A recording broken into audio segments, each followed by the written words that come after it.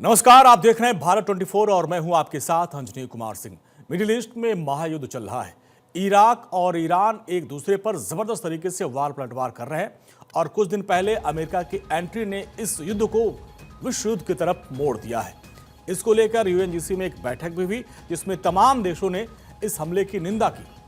लेकिन जो सबसे बड़ी बात है कि कुछ दिन पहले तक अमन शांति का संदेश देने वाले, सारी दुनिया में जंग रुकवाने का दावा करने वाले अमेरिकी राष्ट्रपति ट्रंप ने अचानक ही सारी दुनिया को जंग की आग में झोंक दिया।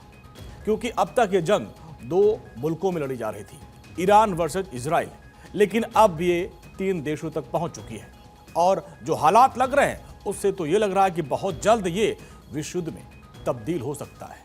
क्योंकि विश्व युद्ध का कोई आधिकारिक ऐलान नहीं होता है, सिर्फ खेमे बनते जाते हैं और हमले होने शुरू हो जाते हैं। अमेरिका ने ईरान पर हमला करके अपने आप को इजराइल के खेमे में लाकर खड़ा कर दिया, यानी जंग में अमेरिका की एंट्री हो चुकी है और दूसरी तरफ रूस और चीन भी मैदान में कूदने को तैयार बैठे हैं। जिस तरीके से ईरान के साथ वो खड़े हैं उस हिसाब से तो यही लग रहा है कि ये दुनिया 2 खेमों में बंट गई। क्योंकि देर रात सुरक्षा परिषद की बैठक बुलाई गई थी, संयुक्त राष्ट्र सुरक्षा परिषद की।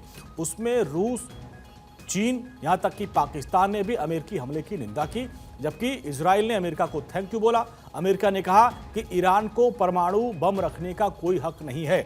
तो इसी पे आज हम चर्चा करेंगे कि क्या अब वर्ल्ड वॉर की तरफ यह युद्ध जा रहा है, और इसमें कई खास मेहमान हमारे साथ जुड़ रहे हैं। उनका परिचय सबसे पहले आपसे करवाते हैं। डॉक्टर ब्रह्मदीप अलूने, फॉरेन एक्सपर्ट, जुड़ रहे हैं। सर, आपका बहुत बहुत स्वागत है। हमारे साथ brigadier Satish Sahni sir, retired, जुड़ रहे हैं। सर, आपका बहुत बहुत स्वागत है। साथ साथ हमारे साथ ब्रिगेडियर विनोद दत्ता सर जुड़े हैं। सर, जय हिंद, आपका भी बहुत बहुत स्वागत है। और सबसे पहले बात करते हैं डॉक्टर ब्रह्मदीप सर आपसे। जिस तरीके से अमेरिका ने एंट्री की इस युद्ध में, उसके बाद से कई तरह के सवाल उठ रहे हैं। कल जब सिक्योरिटी काउंसिल की बैठक हुई उसमें भी अमेरिका ने साफ कहा कि ईरान को परमाणु बम का कोई हक ही नहीं है, जबकि इजराइल थैंक यू बोल रहा है। चीन, रूस और पाकिस्तान ने आलोचना की इस हमले की। यानी क्या देख पा रहे हैं, अब युद्ध कहां जा रहा है? ये नहीं अंजनी जी, देखिए, ईरान जो है एक ऐसा देश है जिसकी अविश्वसनीयता कई देशों को परेशान करती है। हाँ। चीन के अपने हित है क्योंकि जो ईरान है उसके बिना बेल्ट एंड परियोजना का ख्वाब कभी पूरा हो ही नहीं सकता था। क्योंकि पुराने समय से जो सिल्क रोड की जो पूरी कल्पना है, या जो सिल्क रोड हुआ करते थे वो ईरान से होते थे। सिल्क, वहां से भूमध्य सागर में आप जा सकते हैं, वहां से यूरोप जा सकते हैं। तो चीन के लिए ईरान बहुत महत्वपूर्ण है। इसी कारण चीन को बड़ा दर्द हो रहा है। रूस को इसलिए दर्द हो रहा है क्योंकि रूस जो है अभी हाल ही में यूक्रेन के खिलाफ बहुत सारे ड्रोन भेजे थे। चीन से रूस से रणनीतिक समझौते ईरान से बहुत कारण है। लेकिन आपका सवाल बड़ा दिलचस्प है कि क्या ईरान को परमाणु बम रखने का हक है? तो अंजनी जी, दुनिया भर में परमाणु बम है देशों के पास, लेकिन ईरान एक ऐसा अलहदा देश है जो कि बैलिस्टिक मिसाइल, सुपरसोनिक मिसाइल अपने प्रॉक्सी समूह को दे देता है। आप देखिए, हिजबुल्लाह को देख ले, हुती जो है वो हजारों किलोमीटर दूर रहकर भी इजराइल पर मार करने का मादा रखते हैं। हमास को आपने इतना मजबूत कर दिया, तो क्या कोई देश अपने जो हथियार है वो प्रॉक्सी समूह या आतंकी समूह को दे सकता है? और यही अविश्वसनीयता जो है वो ईरान के लिए दुनिया को परेशान करती है। और दूसरी बात जो सबसे महत्वपूर्ण है कि ईरान पर भरोसा इस्लामिक दुनिया का भी नहीं है। क्योंकि जो शिया देश ईरान है उसके शिया तकरीबन 19-20% दुनिया में, लेकिन इस्लाम की बादशाहत किसी को चाहिए तो वो ईरान को चाहिए। यही कारण है कि यह सारे देश जो है वो ईरान के साथ खड़े होने की बात तो कहते हैं, वो दावा भी करते हैं, लेकिन क्या कोई देश अपनी सेना को ईरान के साथ भेज रहा है? तो ऐसा नहीं है कि जो ट्रंप है उन्होंने हमला किया तो बिना सऊदी अरब के कंसर्न के हमला किया होगा। क्योंकि अंततः एक बात और अंजनी जी मैं कहूंगा कि इस्लामिक दुनिया में बादशाहत किसकी है? इस्लामिक दुनिया में बादशाहत अमेरिका की। आप बहरीन ले लें, कतर ले ले, सऊदी अरब ले ले, यूएई ले ले, इराक ले ले, सीरिया ले ले, लेबनान ले ले, इन सारे देशों में अमेरिका के अड्डे हैं, सैन्य अड्डे हैं, और ईरान को चारों ओर से घेर रखा है। तो जो देश, जो इस्लामिक देश अमेरिका को सैन्य अड्डे दे सकते हैं, जाहिर सी बात है। अब तो यह भी खबर आ रही है कि पाकिस्तान के एयर स्पेस का उपयोग किया गया हो, तो ईरान के साथ कोई खड़ा है नहीं। हाँ, ईरान का परमाणु ठीक है। बम से रोकना बहुत जरूरी था, और यही कारण है कि अब पूरी दुनिया को खुश होना चाहिए, ठीक मुझे है लगता है। सतीश अंजनी सर, जी। विनोद सर आपके पास आएंगे, लेकिन हमले किए जा रहे हैं, ईरान ताबड़तोड़ मिसाइल से अटैक कर रहा है, इसराइल की तरफ से भी हमला किया जा रहा है। लेकिन सतीश सर अब क्या होगा? ईरान कह रहा है कि अमेरिका ने इसराइल को महंगे युद्ध में ढकेल दिया, और जिस तरीके से अब ईरान बैलिस्टिक मिसाइल का इस्तेमाल कर रहा है, वो ये नहीं देख रहा है कि वो कहाँ मिसाइल गिर रही है, वो नागरिकों को मार रही है, अस्पतालों को नुकसान कर रही है, कहाँ जा रहा है मिसाइल, उसको कोई फर्क नहीं पड़ रहा है। ये सवाल मुझसे? जी सतीश सर। जी जी। देखिए, आपने ठीक कहा, क्योंकि अमेरिका ने ईरान को, क्योंकि अगर आप ईरान के ऊपर सैंक्शंस देखें तो ईरान की जो एयरफोर्स है, जो फजाइया है, वो बहुत ज़्यादा डेवलप नहीं है, क्योंकि ईरान ने इस तरह के सैंक्शंस लगाए हैं कि उसे बहुत ज़्यादा एयरफोर्स में ना तो उसने इन्वेस्ट किया और ना ही उसके पास अपॉर्चुनिटीज थी। दूसरी चीज उसने इसीलिए, क्योंकि अगर आपका एक पर्टिकुलर सर्विस अगर उतनी स्ट्रांग नहीं है तो then you concentrate on the other, तो उसने इसीलिए अपने जो मिसाइल सिस्टम है उन पे काफी काम किया है, और उनके नतीजे हम देख रहे हैं कि किस तरह से इजराइल, जो एक डिफेंस की एक कहते हैं ना कि शीशा पिलाई हुई दीवार समझता था, आयरन डोम को भी उसने मतलब भेद के अटैक किए हैं। तो ये बताता है कि ईरान किस कदर उसने ये रणनीति बनाई थी और आज वो काम आ रही है। दूसरी चीज, यकीनन इसमें कोई शक नहीं, क्योंकि अभी आज की तारीख में ईरान केवल सामरिक संसाधनों की मदद उसे मिल रही है अपने जो एलाइज हैं उनसे, और कोई डायरेक्ट प्रत्यक्ष रूप से कोई इस तरह की मदद नहीं मिल रही है। लेकिन आप देखिए उनके जो फॉरेन मिनिस्टर जी विनोद सर, आपकी आवाज किस तरह जी नहीं, अभी जैसे वो प्राइम मिनिस्टर, उनके फॉरेन मिनिस्टर गए हैं रशिया, जी तो वो बताते हैं कि भाई जाके वो रशिया से रिक्वेस्ट करेंगे कि भाई उन्हें किसी तरह की मदद दी जाए या इमदाद दी जाए। और रशिया भी उस पोजीशन में नहीं है कि बहुत ज्यादा वो उनकी मदद कर सके, लेकिन हाँ, तुर्की, अजरबैजान और भी इस तरह के कई देश हैं, चाइना बिल्कुल साइलेंट रूप से इसमें काफी मदद करेगा।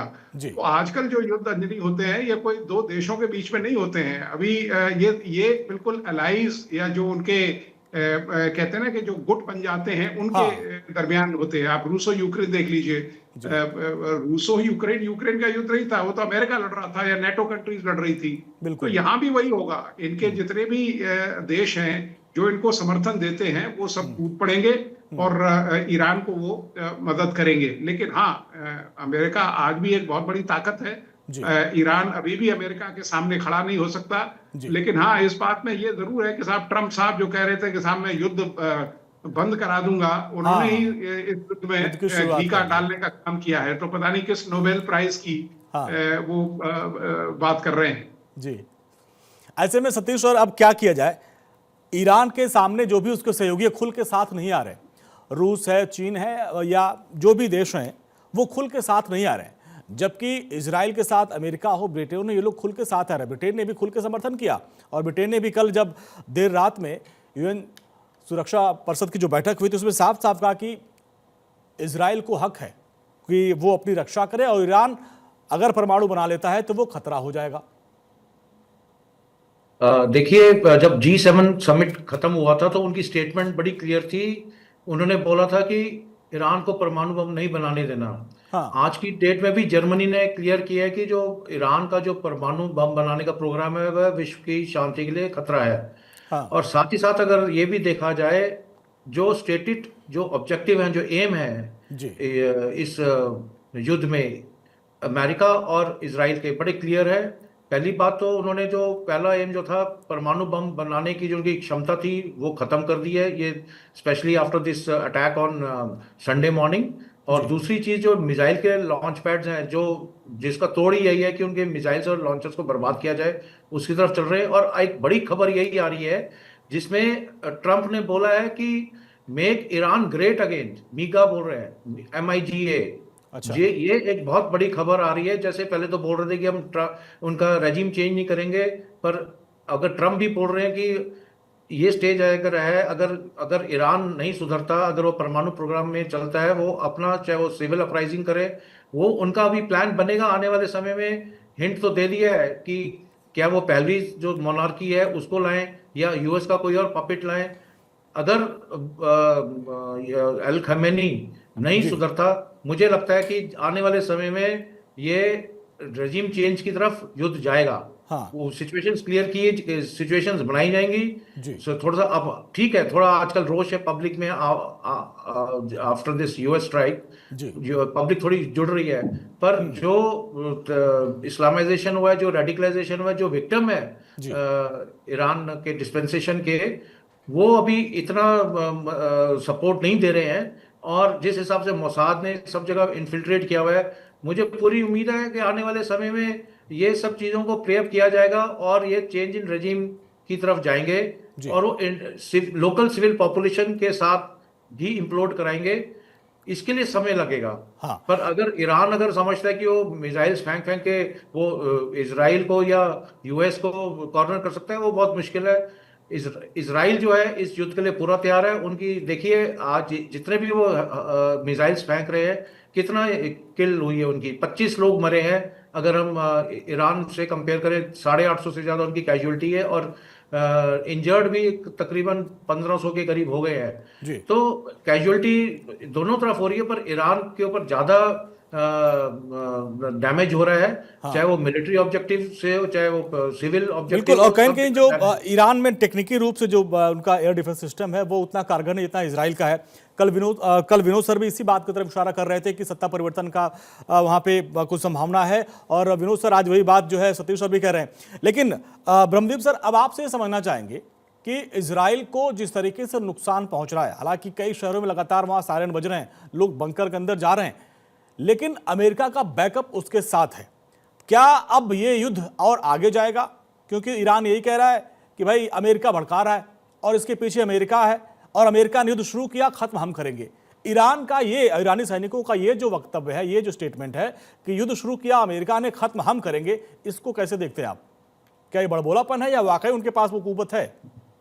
देखिए अंजनी जी, सबसे पहली बात तो यह है कि कोई भी जो युद्ध होता है वो किसी भी देश की रणनीति को समझाता है, किसी भी देश की तैयारियों को समझाता है। जैसे ऑपरेशन सिंदूर के अंतर्गत हमने पाकिस्तान पर हमला किया और उसके हमलों से अपने अपनी जनता को बचा लिया। अब जिस आयरन डोम की बात अमेरिका करता, जो इजराइल करता था, इजराइल के आयरन डोम जो है सुपरसोनिक मिसाइलों से अपने देश को नहीं बचा सके, तो वो उसके लिए एक चुनौती है। लेकिन दूसरी बात यह भी है कि अमेरिका और इजराइल ने बहुत ही होशियारी से ईरान को एक्सपोज कर दिया, क्योंकि ईरान ने कौन सी मिसाइलें बनाई थी, इतनी रहस्यात्मक तरीके से उसके कार्यक्रम थे कि दुनिया को पता ही नहीं था।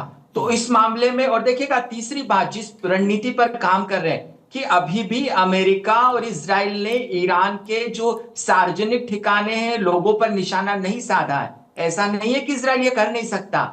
इजराइल ने ईरान के सैन्य कमांडरों को मारा है, अमेरिका ने ईरान के साइंटिस्ट को मारा है। इसका संदेश साफ है। और इसका दूसरा पहलू देखिए, ईरान में बहुत सारे जश्न मना रहे हैं, क्योंकि ईरान में युवा नाराज हैं, महिलाएं नाराज हैं, कुर्द नाराज हैं, सुन्नी नाराज हैं। तो ईरान जो है वो, और जो ईरान धमका रहा है कि हम खत्म करेंगे, तो एक बात अंजनी जी यहां पर ध्यान रखने की है कि मोसाद दुनिया में सही कब सबसे ज्यादा जो कहीं पर मजबूत है, वो ईरान में मजबूत है। जो तेहरान में घुसकर वहां के वैज्ञानिकों को मारती है, जहां के ड्रोन प्रवेश कर जाते हैं, तो ईरान सबसे पहले अपने सैन्य कमांडरों की रक्षा कर ले। और यही कारण है कि खामनेई ने पहली बार 5 दशकों में पहली बार खामनेई ने कहा है कि यदि मैं नहीं रहूंगा तो मेरी जगह कौन रहेगा। तो ईरान ज्यादा देर तक लड़ नहीं सकता, ईरान को स्वीकार करना पड़ेगा।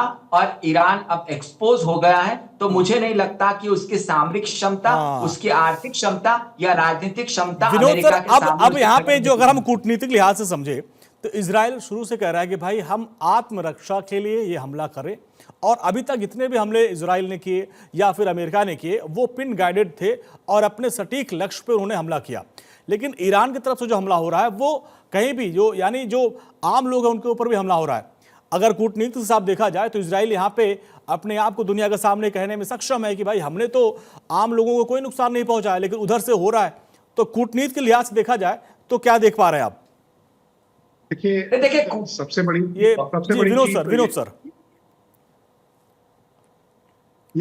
बड़ी चीज तो यही है कि इजराइल और अमेरिका को एक फ्री एयर स्पेस मिल रहा है, क्योंकि जो ईरान की एयरफोर्स है वो बिल्कुल कामयाब नहीं है या केपेबल नहीं है जी। दूसरी चीज तो उनको एक फ्री रन मिल रहा है। दूसरी वेरेज इजराइल, अगर ईरान को आप देखें तो उसको एक फॉर्मिडेबल एयर डिफेंस का सामना करना पड़ रहा है, और जहां भी वो गैप्स देखता है, जहां डेड जोन देखता है, वहां से उसकी मिसाइल, तो वो इस तरह से मिसाइल्स को फायर कर रहा है कि जहां भी कोई गैप मिलता है उसका एम ये है कि एक मैसेजिंग, एक दहशत इजराइल के लोगों में फैलाना है कि जब हम यहां तक पहुंच सकते हैं तो हम वहां भी पहुंच सकते हैं। आप देखिए तेल अवीव में उनके जो मोसाद का हेडक्वार्टर था उसके ऊपर भी अटैक किए गए हैं जी। और अमेरिका का ये कहना, क्योंकि अमेरिका का तो वो हिसाब है साहब के साहब चित भी मेरी पट भी मेरी, तो अब वो ये कहते हैं कि साहब हमने पिन पॉइंटेड टारगेट्स किए। जब आपने 2 हफ्ते का टाइम दिया था तो उनसे नेगोशिएट करते, कोई अपने जो एमिसरीज हैं उनको भेजते, क्योंकि स्टेट क्राफ्ट में ये कहा गया है कि साहब अगर कोई एमिसरी जाता है तो he will not be harm, और ये आदिकाल से चला आ रहा है। तो अगर तब ईरान मना करता तब इस बात को लेके आगे चलते। अब ऐसे तो इजराइल भी कह रहे हैं कि साहब उसके पास भी न्यूक्लियर वेपन्स है। तो ये जो कॉन्सेप्ट है, different rule for different countries, that is not acceptable, और ये ईरान इसका ही विरोध करता है और बाकी के देशों पे। भारत पे भी देखिए उन्होंने इतने सैंक्शंस लगाए थे। क्या भारत आज सक्षम नहीं है? क्या भारत तो हमेशा ही पीस का मतलब हमेशा अनुयायी रहा है। भारत ने कभी आप देखिए हमारे यहाँ जो प्रार्थना भी होती है तो उसमें कहते हैं विश्व का कल्याण हो। बिल्कुल।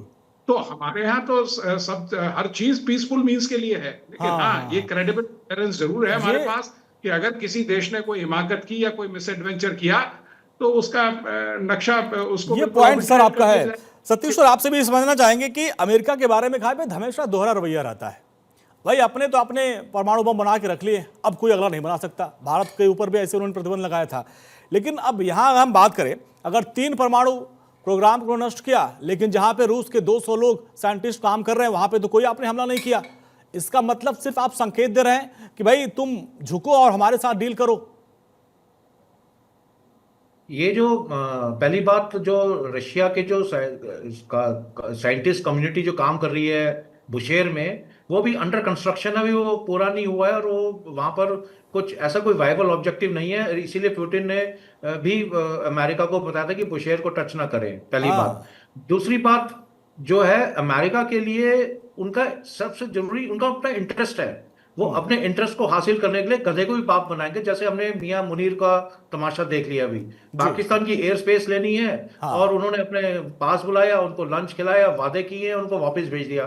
तो यूएसए के लिए उनका सबसे ज्यादा इंटरेस्ट है अपनी देश की खुद की सुरक्षा, नेशनल सिक्योरिटी, और उसके लिए कुछ भी करने के लिए तैयार है। ठीक है। और अगला पॉइंट जो सबसे जरूरी समझने वाला है कि यूएसए और इजराइल ने बड़ा क्लियर किया था कि जो ईरान है वो not only nuclear weaponization program, वो दहशतगर्दी में भी शामिल है। जो इसने जो मिडल ईस्ट में सबसे ज्यादा इंस्टेबिलिटी फैला रहा है, ये ईरान फैला रहा है। चाहे वो हमास हो, चाहे हिजबुल्ला हो, चाहे हुती हो, और दूसरे भी मिलिशिया ग्रुप हो।